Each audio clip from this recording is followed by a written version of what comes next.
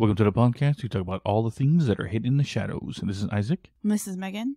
And on this episode, they're releasing Friday. Well, today when you're listening to it. Yeah. Yes. We decided to give you another episode this week because we were on vacation for almost a month or so. Plus, this episode Megan's been obsessed about, when she went down the alien rabbit hole on TikTok. Yeah, no, I had one random video. It was actually about the Abigail Project, which we're going to get into in this episode. But it was another podcast. I don't really think they do paranormal stuff, but they were covering like spooky stuff one episode. And they started going into the Abigail Project, and I was like, what? So this is Aliens Part 5. Yes. You know what's weird? I look back to our catalog. We have not done an Aliens episode this year. Oh, yeah. We did stuff around it, but not one particularly. Yeah. Which I can see now why people requested for this one to come back to. So this episode actually is part of our December series, one of the first in the series for December, where we go back and we're kind of talking about past episodes that we have, episode topics that we have talked about, and kind of maybe have a new insight or just recover new things that we found about it. And this one was actually requested by Jose, which I know is going to listen to this because he's all about the aliens. And he's been listening to us for a while, so shout out to him for requesting this. And I think this might be something that we might do quite often in 2023. Like every so often do where we revisit a subject that we've talked about in the past. Because we have over 200 episodes now. I can't even tell you the first, ghost stories. You know, I can't even tell you the first year of episodes we did. Yeah, it was a lot. We had easy pickings because we didn't cover any of them. So, the Denver airport, we had haunted objects, we had Aliens Part 1. Yeah, a lot of ghost story or like encounter stories, and like random places like hotbed ranches and stuff like that. But 2023, we already started kind of like coming up with ideas, and some of them are going to be pretty intense. I'm kind of excited for the episodes that we've conjured up our ideas. Yeah. And I was like, I know one of the main reasons people listen to podcasts. I know I listen to podcasts. But I know one reason listen to us. I mean, educational reasons and stuff like that. But also because of personalities. Mm-hmm. You know, people always say, we have good chemistry, blah, blah, blah, whatever. Yeah. Which is good. I mean, we're married. I know, yeah. No, but I appreciate, because this is our last month of the year, obviously. Mm-hmm. Christmas time around the corner. Or Christmas around the corner. Started Christmas time. It's been Christmas since October 25th. Yeah. Yeah. Don't lie. No, it is true. No, but the way you put it, the way that you put it is it's been Christmas since October 25th. Yeah. I remember walking into Lowe's and seeing Christmas trees already up and the Halloween stuff being pushed off to the corner. Oh my gosh, that was so sad. But no, I just had to reflect in the sense of like, I appreciate everyone who's been listening to us since the beginning, who jumped on, who found us, however, and then, you know, just basically stuck along because you're always interested to hear what we have to do next and where our story goes from here. And believe me, the stuff that me and Megan have talked about, the things that we plan to do, if you stay to the story for as long as we go, I guarantee you have never heard anything about what we plan to do ever. No movie, no story, no legend equivalent to what we plan to do. When it comes to stories, when it comes to encounters and stuff that we yet to talk about. And then, of course, we have our investigations we do, paranormal team, stuff like that. So there's always a haunted update we're going to share with you guys. And the stuff we plan to do with the paranormal team and stuff like that. There's a lot of good, what we plan to do anyway, I say, that's in the future that you're going to want to stick around to hear about. And I think if you go from the very beginning to now, you could definitely see that evolution of like where we were like, we have no clue, like what's going on, like how do we, manage? Well, at first it was just me talking about how to manage abilities, and then it morphed into you. And so yeah, it's kind of cool when you go back, especially things we've learned about with being in the paranormal community and talking to other investigators, talking to other psychic mediums, people with abilities, different demonologists, even like all of that. Still yet. Yeah, you probably consider Chaz. But I still yet to... Well, Chaz always promotes this stuff when we do interviews with him. But I still yet to have like an actual like alien expert person, right? To come on the show, interview, talk about aliens, different species and stuff like that. Like we know people that are into aliens, but I want to find like, you know, like we've had demonologists, we've had paranormal investigators. I want to find like, you know, like a alien expert. But I feel like finding someone who is like, it's not all conspiracy theories is going to be really hard. yeah, that's true. But I hope to find it. So hopefully one of these days in the future episodes and stuff like that. But speaking of today's episode, today is Aliens Part 5. We already said in the beginning, right? I think so. I lost track of my thoughts. Anyway, it's late. That's okay, because I've been calling it Aliens Part 6 for the past, like, 2 weeks. Because you assumed we did one this year. Yeah, but we didn't. That's crazy. And from this episode, and especially, I know at the beginning, if you've listened to all the Alien episodes, I was always like, you know, I'm not really into aliens. Like, well, we never put much, honestly, we didn't put stock in it. We just never put much time of trying to learn. Most of what we were trying to learn is surrounded by the paranormal. Yeah. Like I say, we're pretty educated paranormal wise, but aliens, conspiracy theories, or even cryptoids is like, we know how to keep a conversation going. Don't ask us any expert questions. Yeah, I wouldn't consider, I would say more of like the ghost and stuff like that. And like entity wise, we're pretty educated on, but like actual, don't ask me about cryptids. Like, no. I'm always fascinated with aliens. I think the besides, well, one of the things we're talking about, probably the first thing we talk about today, Area 51. Yeah. Which is everyone's top thing everyone always wants to talk about when it comes to aliens. It's like it always goes hand in hand. Yeah, that's the episode, Area 51. What's we're calling it? Yeah, Area 51. But, no, I was always intrigued with Area 51 ever since I learned about what it was when I was a kid. Like, oh, that's the place where aliens are. That's where they keep them and stuff like that. And it's kind of crazy because Area 51 didn't actually become, like, acknowledged as a place until 2013. But yet, I remember it as a kid, and doing the research, there's a lot of people there's like a podcaster from New Mexico, not New Mexico, but that area. I don't know why I said New Mexico. But like in that area, in that region in Nevada, he was saying, yeah, like I grew up with stories and stuff like that. Because the one podcaster was like, you know, it didn't actually become like a talked about place, like it's an actual thing by the government until 2013. And he was like, what? Like, he didn't know that. Like, he thought it was always, because there was so much stuff dating all the way back that there was alien-type situations going on there. Yeah. I mean, I heard about it when I was a kid, but that was probably through, like, you know, one of those, like, paranormal shows, like Ripley's Believe It or Not, or there was some show, I can't remember. I'm seeing the music, and I'm hearing the guy speak to you right now about aliens, blah, blah, blah. On some some like air TV channel when I was a kid. I didn't have cable when I was a kid. Now I'm really dating myself. I remember seeing a guy sitting there in a chair and the camera slowly zooming into him in a dark room going, have you ever seen an alien before? Well, blah, blah, blah, story, blah, blah, blah, insert video, blah, blah, blah. You know, that kind of show. Like Ripley's Believe It or Not, I think had one of the guys who played Superman. I think so. I don't remember. Yeah, I think it's one of the guys who plays Superman on the screen. But no, I just remember that for some reason that flashed in my head.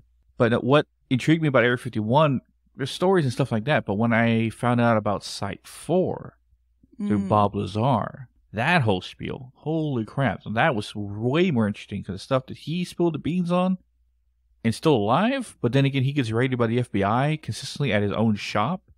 Because apparently he has the alien material or a piece of metal that is alien metal. And when we get to that part, because I definitely want to talk about that. When we get to that part too, it's kind of interesting because I'm starting to kind of see the flow. Obviously, you know, there was speculation about like the Montauk Project and MK Ultra and stuff like that, which that's not alien related. But there is some similarities between Area 51 because they did do experiments there apparently. I know it's renowned for like alien stuff, but apparently they did well, the legends are that they also did experiments here and there on different things, and it was kind of like that same concept of trying to basically outbeat enemies after wars. Like, how can we make like either superhumans or withstand extreme circumstances?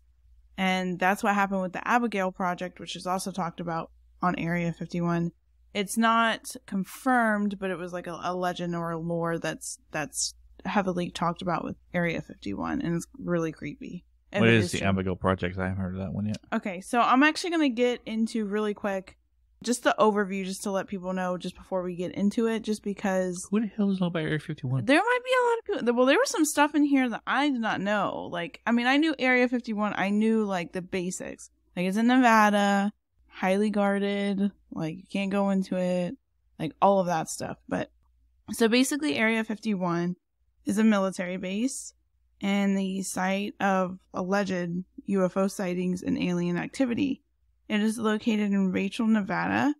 Google Maps pins it at 82 miles away from Vegas. So, just in case anybody's going to Vegas, 82 miles. You can go to Area 51. See the gate? Yeah. It was only in 2013 that Area 51 was confirmed, and the extraterrestrial part was never confirmed. So, the fact that they're doing stuff with aliens was never confirmed, but the existence of it being there and operational was confirmed, but it was confirmed to be a flight testing facility. Yeah, it's apparently where they built and tested the Black Hawk bombers. Mm-hmm. Yeah. It's not accessible by public. It's under constant 24-hour surveillance. In 1955, the area was a testing site for the Lockheed U-2, which was a high-altitude reconnaissance. I don't even know. Reconciliation? No, it's something like that. It's like reconnaissance. I don't know. I can't even, it's in my notes, but that's a hard word. Okay. Right. Aircraft. Basically, really powerful, fast. Reconnaissance. Yes. That sounds like, it sounds like a weird... Did you try to spell it? Or is it, that's how you typed it in there? I don't know. Reconnaissance. It literally looks like a type of cheese, so I don't know. I don't know. Hey, you want your reconnaissance cheese sliced in or not? Not too thick, Joey. Oh my gosh. So basically, Dwight Eisenhower approved all that. It was also codenamed Project Aquatone, and it was used in 1956 in missions. Also, aircraft such as the Oxcart and the F-117 Nighthawk. It was June 25th, 2013, where declassified documents detailed the history of the U-2 and Oxford programs, and that was the first acknowledgement of Area 51. So I thought this was interesting because a lot of veterans that worked at the facility did start speaking about it once that declassified document came out.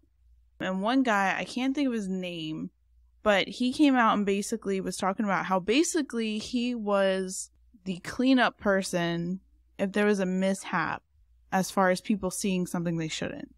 There was this one incident where he recalled where there's a family and a police officer, and they had a aircraft crashed, and it wasn't alien aircraft. It was one of, well, he just said aircraft, but that's what I'm assuming that it was. And the family took pictures, and then the police officer looked, and basically he had to confiscate the film and tell them, you're not allowed to talk about this, blah, blah, blah.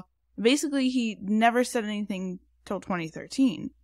And one of the articles was saying, well, the veterans of the facility that worked there never talked about alien stuff. They only talked about, the planes and stuff. Well, maybe that was because it was declassified. The alien stuff wasn't declassified, if there was stuff yet. So maybe they didn't say anything about it because they still can't talk about it because it was never declassified. Yeah. Thought. So this is the weird thing. I never knew this. How do you think people get to work at Area 51? Did you ride there? No, by plane. They fly in. They fly in by what's called Janet, which is a special aircraft carrier that's operated by the United States Air Force as an employee shuttle to transport military and contractor employees to special access facilities. Basically, Janet picks up the employees, at their home airports in the morning and returns them by the afternoon. Janet aircrafts are completely white, no details, just a red stripe and a hardly visible tail number on the bottom side. They stay in a separate terminal. It's unmarked, highly secured, and surveyed. Basically, Janet stands for just another non-existent terminal, which I think that was weird. Like, if that doesn't say, like, that's fishy. Joint Air Network for Employee Transportation. I feel like somebody that is looking for that area to sound spooky did the whole just another non-existent terminal. Like, let's throw the public off and call it this. You know? So yeah, so I thought that's kind of like an overview. And yeah, so I thought that was weird that they have to actually fly in. There was one article that actually had like a time, which I don't know how accurate that is, but apparently like it leaves at 3:54 in the morning. And it didn't say what time it gets back, but I thought that was interesting that if it did, it leaves at 3 in the morning. My suspicion was that they had, obviously, living facilities on Area 51 so people didn't have to leave every day. And you can stay for like a week at a time. They have like their own food and living quarters and stuff like that. They get like kind of like a base, like a regular base. Military base, yeah. Yeah, because we obviously live in a military town. And that's one thing I wanted to also talk about. So we live in a military town, and they have that. We're literally on base is like its own separate city. It's got its own beach. It's got its own grocery stores. It's got its own, there's fast food places on base that aren't in town. Like, they have a Raising Cane's on base, but not over here. Sons of bitches. Yeah. I want to try their sauce. Dipping sauce. Anyways, so they have that. And so a lot of the people, obviously, mixed in with general populations are military families. And my sister, when she lived here, she had a friend. And her dad worked very high up, but he worked with weaponry. And he had like engineering degrees and science degrees and stuff like that. And he sometimes would work at home, and nobody was allowed to go in the basement. They couldn't ask him when he leaves on trips where he's going. Like, they didn't even know his like job title. So something to keep in mind is, irregardless, even if it's not alien related, the military is very hush hush about that kind of stuff. So if they are testing stuff, it is going to be to that level of nobody knows anything. Yeah. Some of the conspiracy theories is that, and this is just some that other people have said, kind of conjured up. Obviously there was alien, like that's where we deal with all of our alien stuff, that we have like aliens captured in the base, and we look at their ships, like any kind of UFO crashings go there. They kind of like look at the ships, see what's going on. There's another conspiracy theory that if you believe in the Hollow Earth conspiracy theory, that there is an entrance into technically the Hollow Earth there.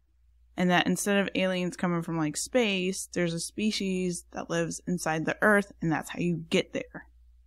Which I think is interesting because my dad, he is super skeptic on things. I think I've talked about it on here. Like, he's like a skeptical believer. Like, he'll believe in like the most random things. But like, he truly believes that aliens, or somehow they come here not from like the sky like we assume, like that's how maybe they go around our planet, but that they actually come from inside the Earth as an advanced civilization inside the Earth. And that's an episode that I think we're going to do in 2023, because at first I was like, no way. There's no way the Hollow Earth thing can be a thing. And then I started looking more, and I started going down those rabbit holes, and I was like, whoa. So that was one idea, is that that's the entrance and they're guarding it. There's another really out there conspiracy theory about, whole simulation and the Matrix and all that stuff. And then that there's an entrance to get out of the simulation that way. If you believe in that kind of stuff. Everyone's got different things with conspiracy theories. But I thought next I can move into the Abigail Project, because I saw this video and I was like, whoa, this is what made me want to cover Area 51. And the crazy thing about Area 51 is that when you research, like, all of this stuff was surrounding Area 51. Like, the fact that so many people believe that there's stuff going on alien-wise with Area 51, But there's not a lot of encounter stories. Trust me, I searched high and low to find somebody to say, like, hey, we saw this, and hey, we saw that, and there's this, and there's that. I mean, there's people that said, like, there was bizarre feelings, stuff like that, but not anything crazy. But apparently, this was never confirmed. This was just a story that came out, and it's called the Abigail Project. So, kind of like the Montauk Project, you'll see some similarities, and it's around kind of the same time frame. All of this stuff is around the same time frame, like the 50s, and then it kind of jumps to the 80s, and then kind of morphs into what it is now, which is kind of crazy. So one of the first experiments was a project called the Abigail Project. It's pretty slim pickings as far as finding like articles and stuff like that, but there are some, and definitely some people covering them in TikToks. So just in case you want to go and look for yourself. But okay, so this incident that allegedly took place, Fine has similar stuff like the Montauk Project stories. Okay, so the Abigail Project was one of the first experiments that took place at Area 51. Needless to say, the intention regardless at the time was the same. The government wanted to start doing these experiments with the scientists at the facility, and some articles said that they wanted to basically push humans to extreme limits to find out how they could survive in these extreme circumstances, and then other articles stated that they wanted to basically create super soldiers. So similar to the Montauk projects, like how they were pushing, humans to extreme measures to be able to see what a human body could take, what they could do, how they could... well, it's mostly for psychic abilities and mind control. Yeah. Yes, but they still kind of had that same idea. You know what I mean?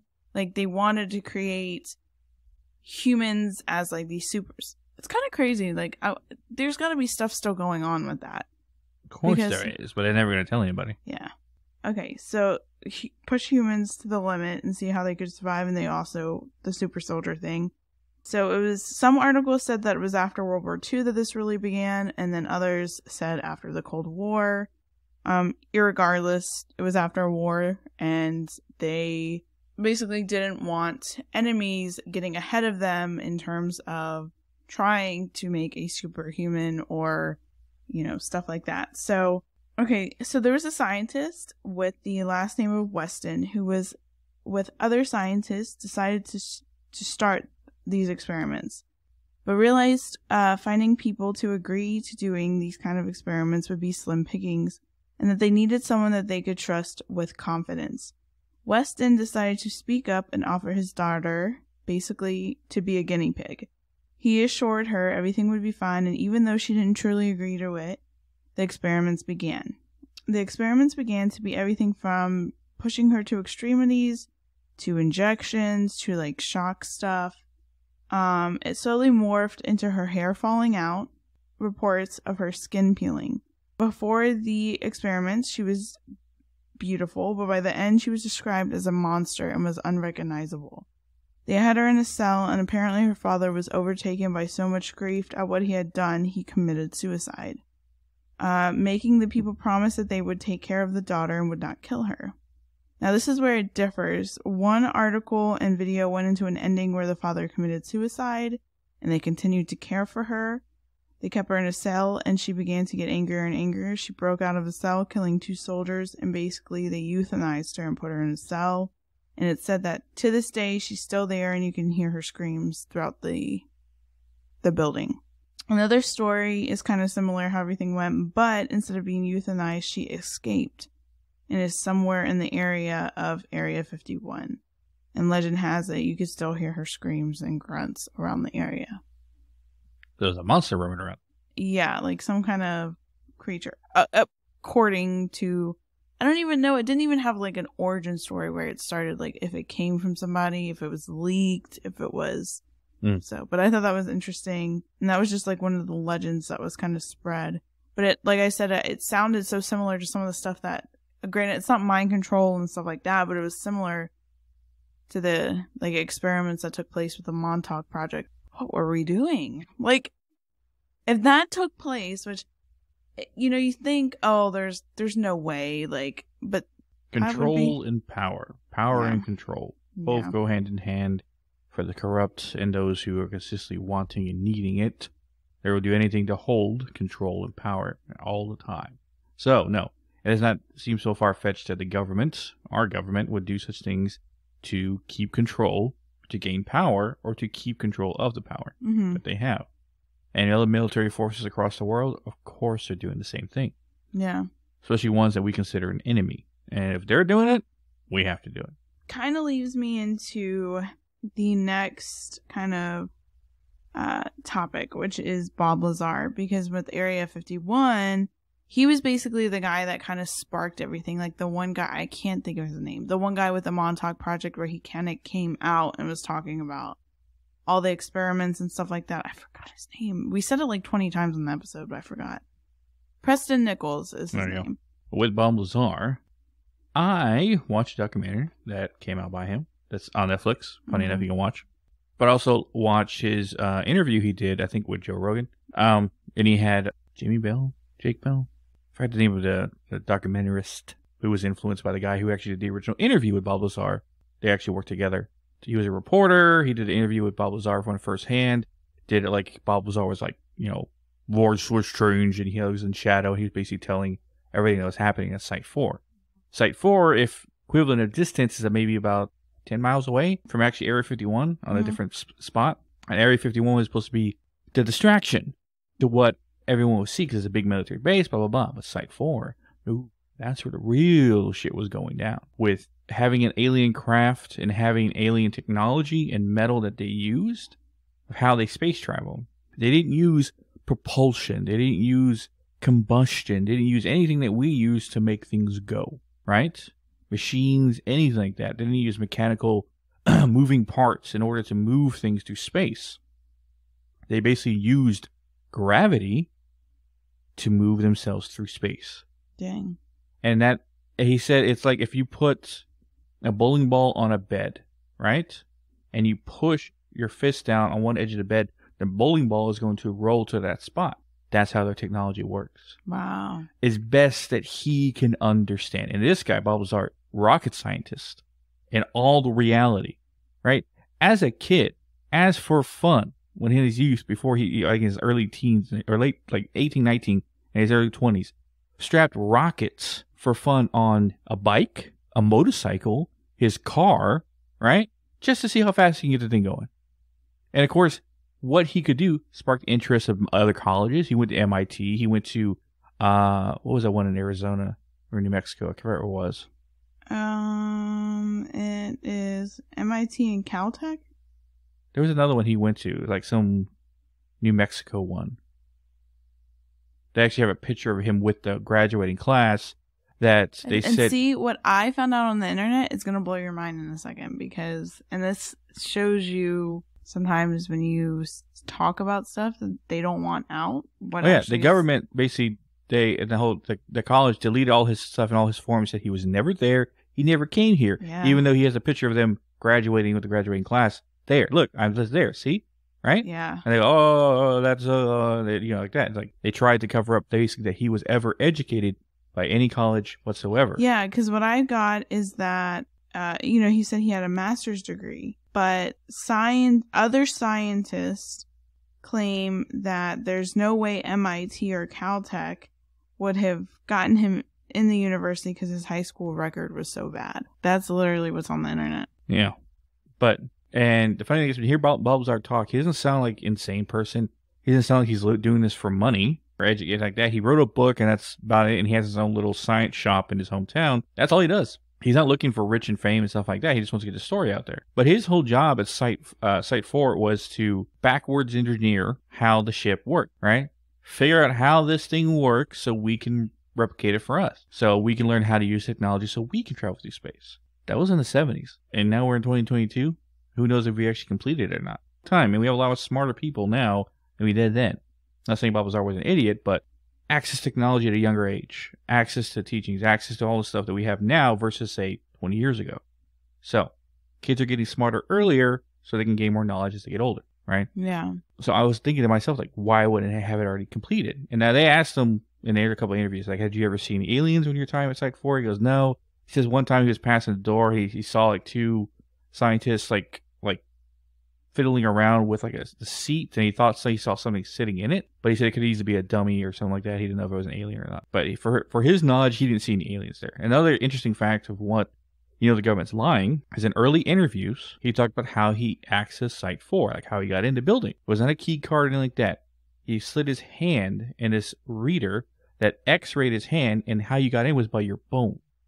Oh, snap. That's how they did it. Not fingerprints, not blood, by your bones. And that was what, in the 70s? 80s or something like that. Dang, for that. Right? Yeah. And he mentioned this stuff. No more than a year or two later. After that, some stuff about a Russian military base talking about had pictures of people doing that to get in. He said, see? Right there. That's exactly how we did it. And they said that I was lying. Dang. Yeah. So how would he know that exists after the shit was released? If he's just some Joe Schmo that's just making up shit. There's a lot of inconsistencies about what the government says and what he actually proved. Yeah. So that's why there's like, obviously he's not lying. A lot of shit he's saying can easily be proven what he did. Yeah. And see, when you look him up online, you look Wikipedia and stuff like that, it's like the complete opposite. And it makes you think like certain people, like were they really just that had like bigger ties with the government, like the Montauk Project and stuff like that, if that was really like not true or if it was just really covered up. Because if they had technology like that in the 80s to scan your bones to allow you into a place, I mean, we don't truly know what is out there. What is that old saying that whatever technology we have now, the military had 20 years ago? Yeah. Which you ask any real military soldier, at least your basic grunts, like, no. A lot of shit we have is older than a lot of technologies out there now. Yeah. But this is probably spies, agents, who knows? I think you secure have to be, buildings, government buildings, stuff like that. I think you have to be really up there too. Yeah. And then even if you are, no one's going to talk about it because they can kill you and no one will ever know. Yeah. But that's what I'm saying is like it's crazy because there's so much stuff, like so many people talk about Area 51 and the fact that it's like a lot of people truly, like I feel like there's a lot more people that believe that there's something alien related at Area 51 than not. And but that's what kind of makes me, if it is a flight, like they analyze like flight and they create new flight. Oh my gosh. And they create new aircrafts. Of course, that might even be like if there is alien spacecrafts out there, that would be the place because that's where they're specializing in learning about aircrafts. So to me, it's not like a far-fetched idea that if there is aliens, that they would be testing it there. You know what I'm saying? There's no more ifs. Yeah. Right? Mm-hmm. We know there's not any more ifs. With all the current footage being shared now of alien spacecrafts and stuff like that in the sky, even the government saying, yeah, there's things in the sky, we don't know what the hell it is. Mm-hmm. Right? There's no more ifs if there's aliens. We know there is. Who and what and how much the government knows, those are the questions. We know they exist. We just know who they are. If it's actually us, maybe there's aliens. Maybe these are high-tech ships that we get tested and spotted, and the government just says, oh, they're aliens. So the other governments in the world don't go, they got some shit we never seen before. Holy crap. Basically, it's like a cover-up story to something that got leaked, right? Let's make up something else so they don't think it's actually what it is. Well, that's crazy. I didn't even go, and this might be another episode, who knows. But apparently, and because I started seeing this towards the end of my research, so I didn't get to go because that was a whole nother like 2-3 hours of research that would have taken. Apparently, there's other technical spots that are very, very similar to Area 51. Like, I think there's a spot, I forgot in what location. It's one of those locations that I want to say it's like northwest, definitely in the north. Like, there's maybe Canada, I don't know. There's a lot of, like, it's one of those landscapes where there's, like, a lot of trees. There's a lot of, like, bodies of water, like lakes and stuff like that. And apparently there is, like, you know how in Area 51, there's the tunnels that go underground? Like what you see in Stranger Things, like those things. But apparently there's something that goes underwater. It's like, so, I don't know. It was something crazy like that. And I was like, whoa, what is this? And apparently there's different, they in the articles and stuff, they called it like other Area 51s around the world. And so I would be curious to learn more about that. But it's kind of like, okay, is Area 51 just like where they're doing like secret stuff, or is Area 51 really alien related? That's the question. What do you think? Well, like I said, we always thought Area 51 is where everything alien was happening until Balthazar said, no, it's Site 4, and then the sites around it. That's where the actual alien shit is happening. Him saying that trying to, they have the metal, the element that they have no name for. They just gave it a name. That's not of Earth. That is apparently what's used to power the ships, right? That's used to make the ships move through space, right? Without using propulsion or anything like that. So they know they have the ships and stuff like that. You never saw alien bodies. But if their ships, there's obviously bodies somewhere. How they dissolved, how they died, where they are, he had no idea. But he knows that the ships exist. So we know for a fact there are alien ships with technology far more advanced than human. And the thing is, one point he made is that who says that they're more advanced than us? Maybe they just learned how to make things move with different materials than us. We learned how to make things move through fire, combustion, steam, mechanical moving parts. That's how we made things move. The wheel, how to make the wheel move without, human pushing it or a horse pulling it. We figured that shit out. Maybe they never had horses. Maybe they never had the wheel. But they figured out a way, using elements, to do that. So let's say they're just as advanced as us, but with different ways of doing it. And we're trying to figure out how to use their stuff in order to do it for us. Who knows? A car could explode from the planet and fly into space and land somewhere, and they're trying to alien species are trying to figure out how it worked, right? Freaking easy to us. But to them, it's like, oh my God, what is this gasoline? There's oil and all these engine moving parts. What is this? They have no idea what they're looking at, right? Yeah. That same concept. I forgot, Neil deGrasse Tyson always said that any alien species has the ability to travel through space and come here light years away is more advanced than us. Because we are so advanced and so intelligent, yet we can't leave the planet. We can't figure it out how to travel through space and stuff like that. And we're some of the most intelligent people on the planet to us. But there's that old saying that he said something. It makes perfect sense. Aliens came to planet Earth, looked at us, said there is no intelligent life here, and moved on. Right? And that humans, us, very egotistical species, can't handle that. No, it can't be that way. We're smart. We're superior. Blah, blah, blah. Right? Yeah. Yeah, obviously not. If we can't leave the planet and there's alien species coming to us, they are more far advanced than us. Yeah. Well, I thought the whole interesting, how people freak out about like aliens abducting and then probing us, right? Like and putting chips in us and stuff like that.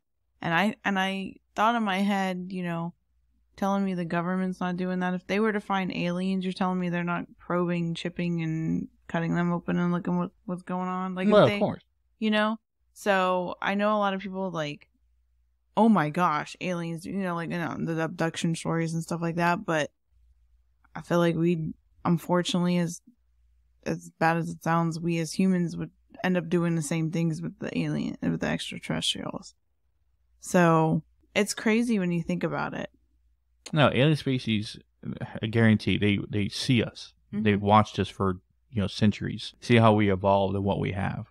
And we are dangerous. We are dangerous creatures because if they came to the planet, the humans' first instinct is war, attack, fight, right? The fight or flight mode, right? Mm-hmm. It's instilled in humans. Fight this thing or run from it. Yeah. Something we don't know. When we are faced with the unknown, those are our two instinctual things to do. That's when people say, well, my fight or flight mode came up. When you don't know what's in front of you or how to react to it. So, they know for a fact that the second they came down to the planet, we would fight. And they can come by peacefully. They can come by, hey guys, we're just here to do this or like that, I just thought of it like just like an alien, just like, hey. So I made a fucking joke one time that made me laugh so fucking hard. Where are the most people abducted from? I don't know where. Southern states, right? Rural areas, country people, right? So what if that's how they think we sound? Oh my god. And they come to Earth like, hey y'all, how y'all doing? We come over here, show you how to use the dang space things, right? Because they think that's how we talk, right? Yeah, that would blow everybody's mind. I was like, what the heck? Yeah. Oh, y'all don't sound like this. Well, majority of people we kidnap for you. No, we would instantly go to war within the first instance. The best. I think the idea of control, like something comes here and even threatens the idea of something else. If humans feel the control is jeopardized, I feel like they're definitely going to go into that fight mode because... What's the trope that's always used in alien films? There's always like a military person who sees them as a threat, so he tries to fight them, or there's a religious fanatic that gets threatened, and they're like, no, this ain't of God, just kill it, right?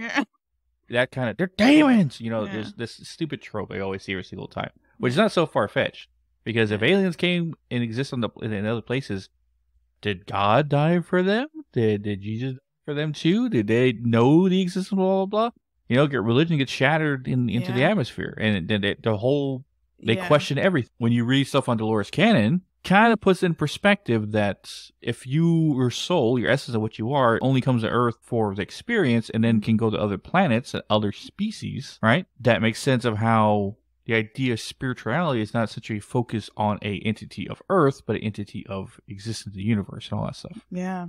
My theories on aliens, and it's funny, after everything we experience, or the supernatural, everything we've done, right?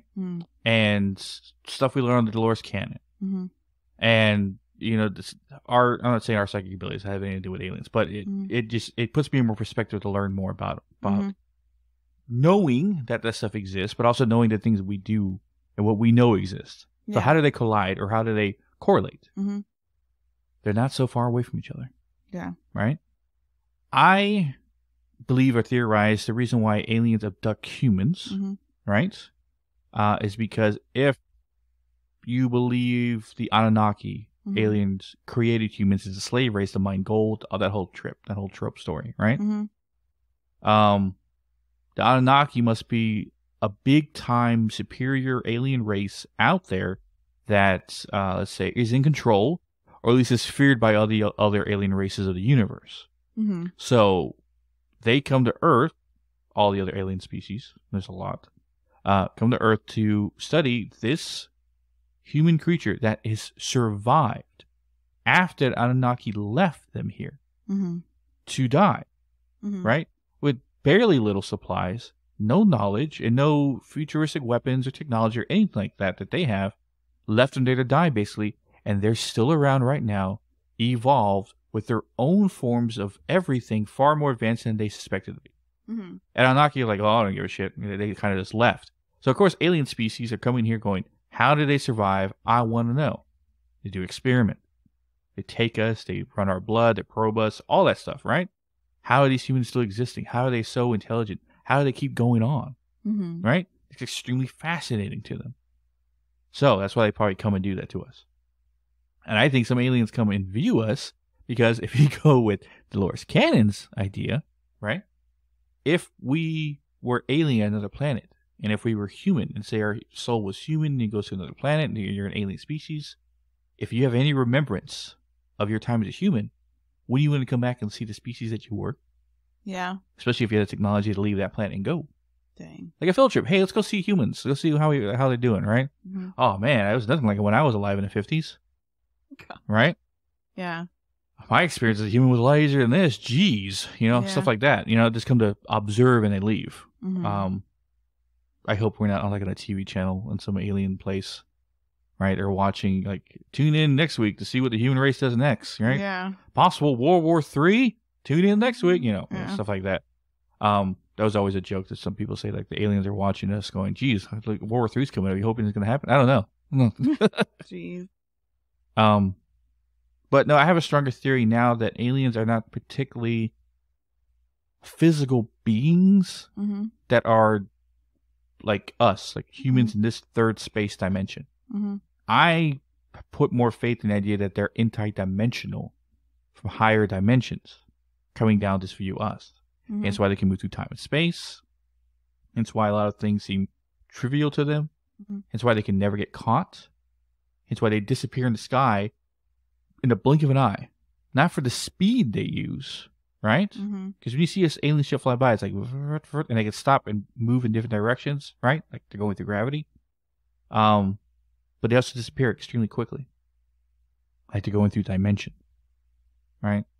And then that like what are alien creatures to us? If aliens are interdimensional, are demons interdimensional beings? that we classify as something spiritual when actually they're alien.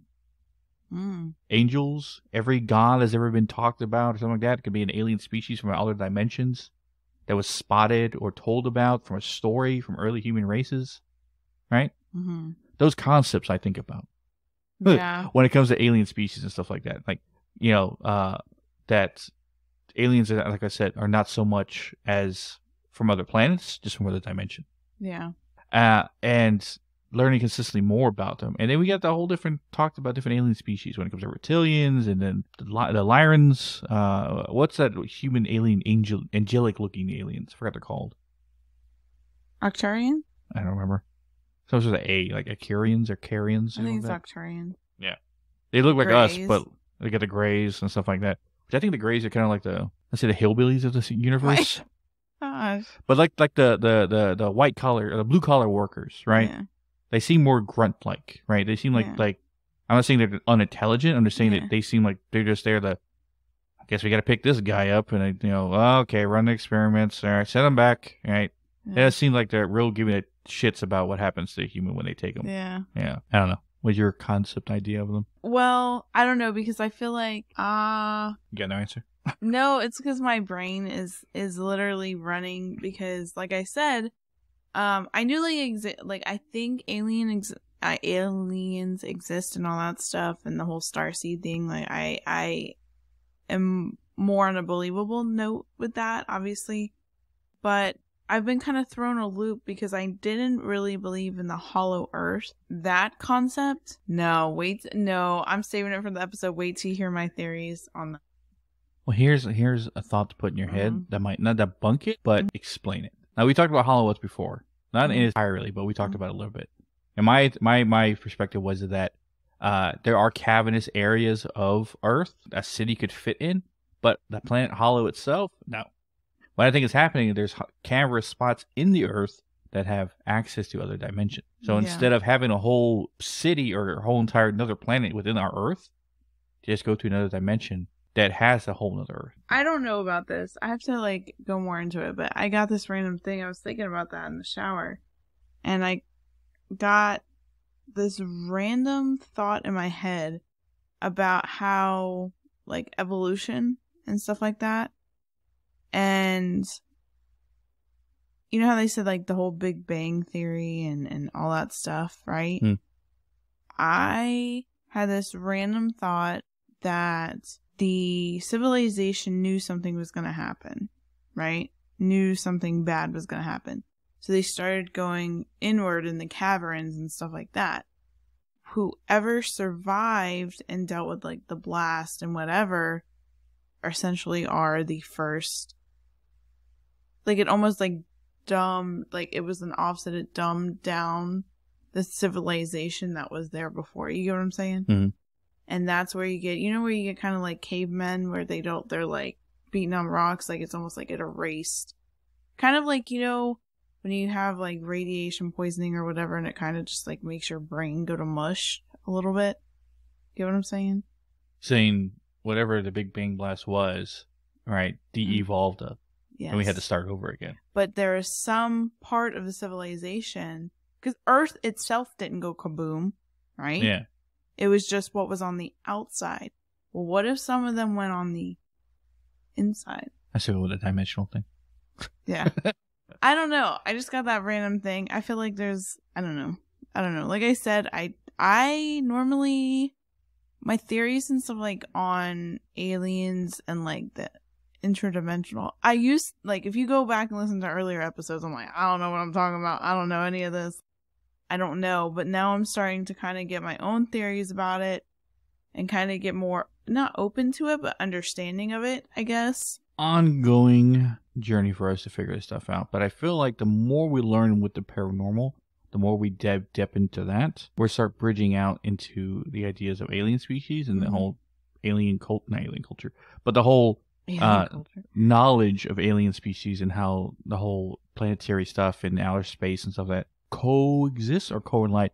When people consistently put aliens and ghosts in two different categories altogether, right? Whole spiritual realm and idea of aliens. I feel like you're dividing something that could easily coexist and most likely does coexist with each other. Like I said, If we look at aliens as interdimensional beings, higher level dimensional beings than us, and our third dimensional space and everything like that, the idea of spiritual things can coexist. The idea of aliens being those things at the same time, and vice versa, right? Because people say they've seen angels and they look like giant wheel things with 1,000 eyes and stuff like that. Yeah. That's an alien creature if you saw it today, right? Yeah.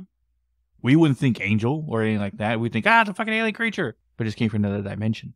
That's why I kind of lean into that camp a little bit more. Feel like we've exhausted our knowledge. And I think, like I said, I don't know with how crazy Area 51 is with like the alien culture, the alien. And 2, we didn't even really touch about it, but like the whole storming of Area 51. Which technically started from that Balbazar and Joe Rogan episode. They just thought it would be, this one college student thought it would be like funny. No, and it was a Facebook post that became an invite. It became a party that became YouTubers of, what year was it? 2018, 17? No, it was later, I thought. It wasn't 2020. It was before. It was before the pandemic. I remember that. Oh, I don't know. So like 2018, 2019? Yeah. But like a bunch of YouTubers, a bunch of like, well, TikTok wasn't around at the time, but like Vine people, if you remember that, but went there, right, up playing it. I mean, I think even some celebrities are there too. I don't know, A-listers or anything, but there was like a lot of people there just to storm Area 51, right? Oh, they can't stop all of us, right? That was a whole motto and quote. But the thing is, too, there wasn't even crazy encounter stories. No, because they didn't get past the gate. People. But that's what I'm saying. It's like a party in the desert. You know, that freaks me out. There's a music festival where it's like completely in the middle of nowhere, in the middle of the desert. You have to have like a special invitation. You know what, Coachella? No. Oh. It's similar, but it's not. Or Burning Man? Burning Man. That freaks me out. It's not, anybody can go. We just got to pay to get in there. Well, somewhere I read you have to have an invitation, but that freaks me out. Like just in the middle of nowhere, just there. I don't know why that freaks me out, but they showed pictures and it just, I don't like desert though. That freaks me out. I'd rather you stick me in a friggin' wooded area, I'm fine, but you put me in the desert and I don't like it. So I don't know if it's a past life thing. Maybe met my doom in a desert. I don't know. Like I wouldn't even want to go to like Nevada or someplace like that because of the desert. We're going to be going to the desert. Yeah. We're going. Yeah. Yeah. There's a lot of haunted places that we need to go to. Yeah. I don't know. The desert and like that kind of like the out west areas freak me out and I don't know why. Wraps up today's episode? Yes. Next week. Because I actually will switcheroo the episodes because Isaac apparently acquired some stories from his dad about this. And I can't wait because he has not told me these stories and apparently they're really...